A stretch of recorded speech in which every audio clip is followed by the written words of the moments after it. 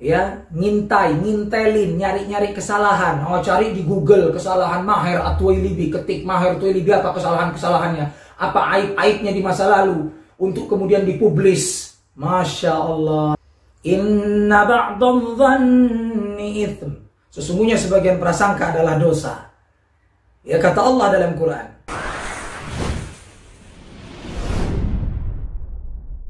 Masuk pertanyaan ke kita, saudara. Ustadz Maher At-Twailibi, sebetulnya apa dan bagaimana hukum ghibah itu?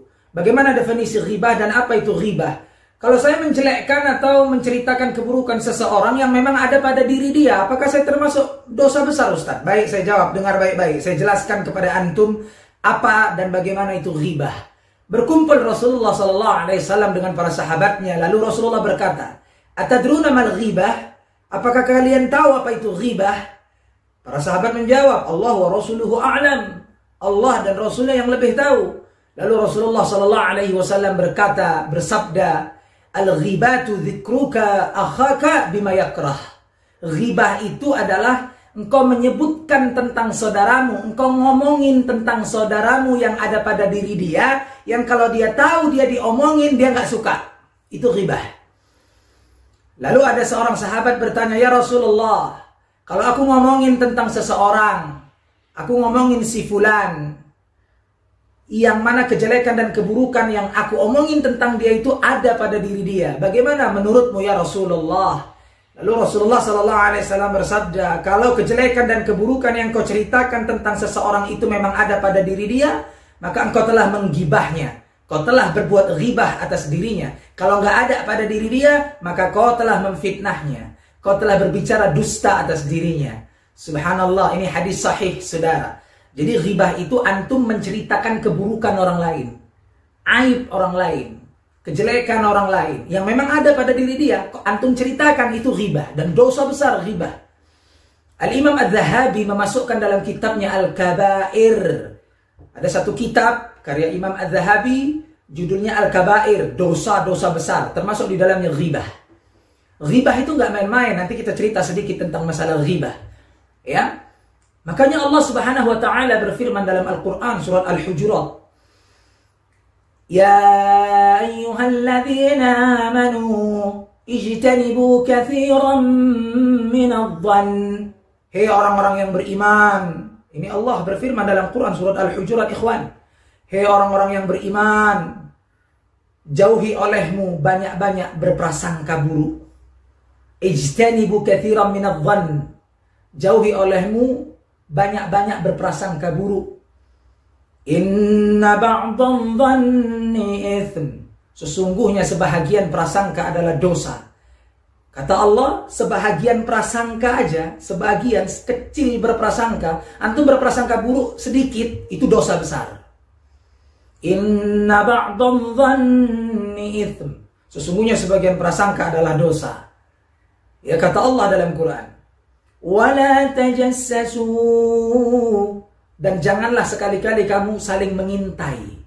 Ya, ngintelin, nyari-nyari kesalahan. Oh, cari di Google kesalahan Maher At-Twailibi, ketik Maher At-Twailibi apa kesalahan-kesalahannya, apa aib-aibnya di masa lalu, untuk kemudian dipublis. Masya Allah, ini haram, dosa besar, ikhwan. Wala tajassasu, kata Allah dalam Al-Quran. Wala yaghtab ba'dukum ba'da. Dan janganlah kamu ghibah, menggunjing salah seorang di antara kalian. Ya, salah seorang di antara kalian menggunjing salah seorang lainnya, haram. Ini Quran yang ngomong, ini Allah Jalla Jalaluhu yang bicara, bukan saya. Wala yaghtab ba'dukum ba'da ayuhibba ahadukum an ya'kula lahma akhihi maytan fakarihtumuh. Apakah salah seorang di antara kalian mau makan bangkai saudaranya yang udah mati, kata Allah. Jadi dosa ghibah ini, dosa menggunjing orang ini, sama seperti dosanya itu nanti di akhirat memakan bangkai orang yang kita gunjing, orang yang kita ghibah itu, bangkai yang udah mati. Itu dosa ghibah. Kata Allah, wattaqullah, takutlah kepada Allah. Innallaha tawwabur rahim. Sesungguhnya Allah Maha penerima taubat dan lagi Maha penyayang. Nah, jadi jangan. Ini kata Allah dalam Quran, ya ayyuhalladzina amanu ijtanibu katsiran minadh-dhann inna ba'dadh-dhanni itsmun wa la tajassasu wa la yaghtab ba'dukum ba'dha ayuhibbu ahadukum an ya'kula lahma akhihi maytan fakarihtumuh wattaqullaha innallaha tawwabur rahim. Masya Allah. Quran surat Al-Hujurat kalau nggak salah ayat 12. Jadi dosa besar ghibah ini. Antum menceritakan keburukan orang, ada memang pada diri dia. Aib orang antum ceritakan, apapun ceritanya haram, berdosa, dan lidah antum akan dipotong oleh Allah di neraka. Dulu pernah Ummul Mukminin, istri tercinta Rasulullah, istri tercintanya Rasulullah, Ummul Mukminin, Sayyidah Aisyah radhiyallahu taala anha wa ardhaha. Beliau mengatakan di hadapan Rasulullah, ya Rasulullah, aku bersaksi telah cukup bukti bahwa Sofiyah itu begini dan begini. Dia menggibah Sofiyah, bahwa Sofiyah itu pendek, begini dan seterusnya. Lalu Rasulullah menegur Ummul Mukminin Aisyah radhiyallahu anha. Rasulullah menegur langsung Ummul Mukminin Aisyah. Kata Rasulullah, ya Aisyah, sesungguhnya engkau telah mengucapkan satu kalimat yang kalau ucapanmu itu dicelupkan ke tengah lautan, maka akan merubah lautan itu. Ajib.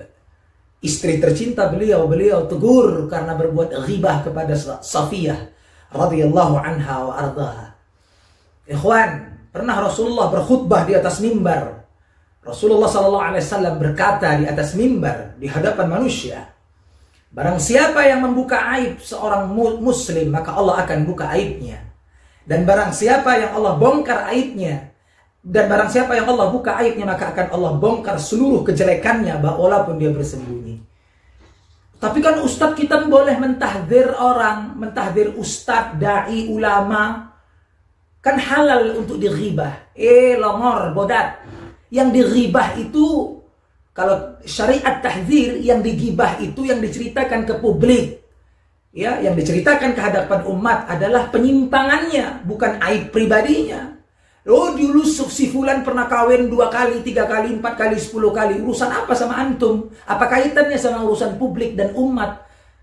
Ya, mau dia kawin 10 kali, 15 kali dan seterusnya, itu urusan privasi dia, pribadi dia. Yang kalau diceritakan ke tengah publik, dia tahu dia nggak suka ghibah. Nggak main-main dosa ghibah, ikhwan. Nggak main-main. Itu dosa besar. Jadi yang dimaksud dengan tahdzir, mentahdzir umat dari bahaya tokoh tertentu, mentahdzir umat dari bahaya sosok tertentu. Maksudnya adalah mentahdzir dari penyimpangannya. Contoh, ada seorang tokoh menyimpang, sesat, ahlul bidah. Kita tahdzir umat, kita peringatkan umat dari bahaya penyimpangan orang ini. Yang kita terangkan kepada umat, yang kita jelaskan kepada publik, penyimpangan pemikirannya, yang kesesatan pemikirannya. Bukan aib pribadinya, dia pernah begini dan begitu, dia pernah begini dan begitu. Bukan. Iya, bukan aib masa lalunya, itu bukan tahdzir, itu ghibah dan dosa besar. Lidah kau dipotong di neraka dengan hina dan nista oleh malaikat penjaga neraka. Atau bolehnya ghibah kita ketika menghibah seseorang yang berbuat maksiat, yang maksiat itu dia lakukan terang-terangan dengan bangga. Melakukan maksiat secara terang-terangan dan bangga dengan maksiatnya, dia halal dighibah. Al-Imam An-Nawawi menuliskan bab khusus dalam kitabnya Riyadhus Shalihin, ma yubahu minal ghibah. Bab apa-apa yang dibolehkan di dalamnya ghibah. Ada 7 atau 6 kalau tidak salah saya. Sekali lagi, kalau tidak salah saya ada 7 atau 6 perkara-perkara yang dibolehkan di dalamnya ghibah. Bab khusus dituliskan oleh Al-Imam An-Nawawi dalam Riyadhus Shalihin. Tapi hukum asal ghibah adalah haram. Gak boleh.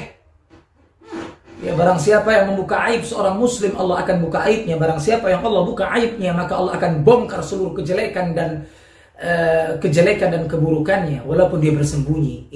Ini khutbah Rasulullah SAW di hadapan manusia. Ya. Jadi kalau ada orang bilang tahdzir, kita dalam Islam ini ada tahdzir, menurut sunnah ada tahdzir, mentahdzir umat dari bahaya orang tertentu, mentahdzir umat dari Maher Tuwailibi misalnya. Maher At-Tuwailibi dighibah pribadinya, dikuliti pribadinya dan masa lalunya, haram. Harusnya memperingatkan umat dari bahaya pemikiran Maher At-Tuwailibi. Nah, itu Kalaupun mau mentahdir, apa pemikiran-pemikiran keagamaan Maher At-Tuwailibi yang menyimpang, yang sesat, yang membahayakan umat. Itu yang dijelaskan ke umat, bukan urusan pribadi, bukan aib masa lalu. Ghibah, berdosa besar.